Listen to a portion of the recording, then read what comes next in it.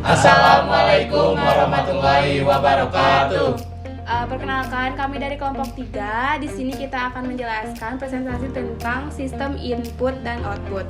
Perkenalkan, nama saya Pirni. Saya Denindra. Saya Muhammad Ramdan Irawan. Saya Rizky Akbar. Saya Riko Aditya Pamungkas. Juan. Dibagi menjadi 3 bagian. Yang pertama ada menjelaskan unit masukan atau keluaran komputer. Yang kedua memahami prinsip dan teknik unit I/O. Yang ketiga membahas perangkat eksternal dan peranannya. Untuk yang kedua ada konsep I/O. Konsep I/O dibagi 2. Yang pertama ada I/O input atau output, memungkinkan komputer berinteraksi dengan lingkungannya, perangkat pengguna. Untuk yang kedua ada tanpa I/O, komputer terisolasi seperti rumah tanpa pintu atau jendela. Yang ketiga ada modul I atau O.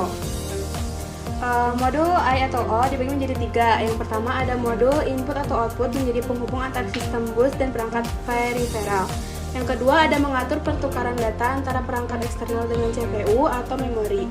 Yang ketiga, modul input atau output berfungsi untuk komunikasi, buffering data, kontrol, dan deteksi kesalahan.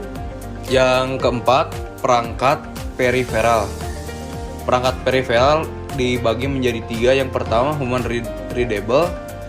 Human readable adalah perangkat seperti monitor, keyboard, dan mouse. Yang kedua, machine readable. Machine readable yaitu perangkat seperti sensor dan hard disk.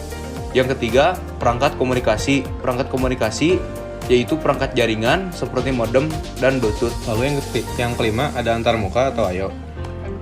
Yang pertama ada antarmuka menjembatani perbedaan sistem, misalnya seperti level tegangan, kecepatan transfer data, dan juga protokol.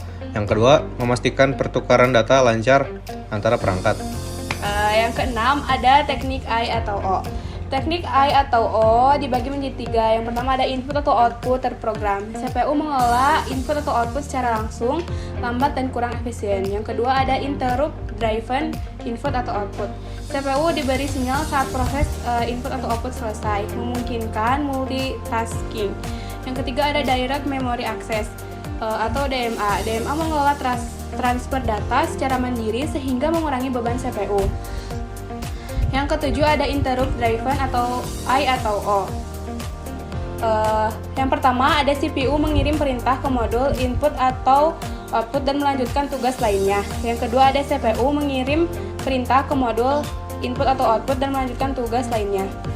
Yang kedelapan ada direct memory access atau DMA. Direct memory access menangani transfer data secara mandiri dan mengambil alih kontrol bus. Teknik seperti cycle styling memungkinkan DMA menggunakan bus saat CPU tidak menggunakannya. Yang kesembilan ada perangkat eksternal. Perangkat eksternal diklasifikasikan sebagai human readable, machine readable, dan komunikasi dan berinteraksi dengan CPU melalui modul input atau output. Sebagai penutup, izinkan kami mengakhiri presentasi ini seperti kisah cinta yang pernah berjalan namun tak pernah mencapai tujuan. Meski semua upaya telah dilakukan, pada akhirnya yang tersisa hanyalah kenangan dan takdir yang berakhir diam. Semoga apa yang kami sampaikan tetap berkesan meski jauh dari kesempurnaan. Terima kasih atas perhatiannya, walaupun malah pilih perhatiin orang lain. Wassalamualaikum warahmatullahi wabarakatuh.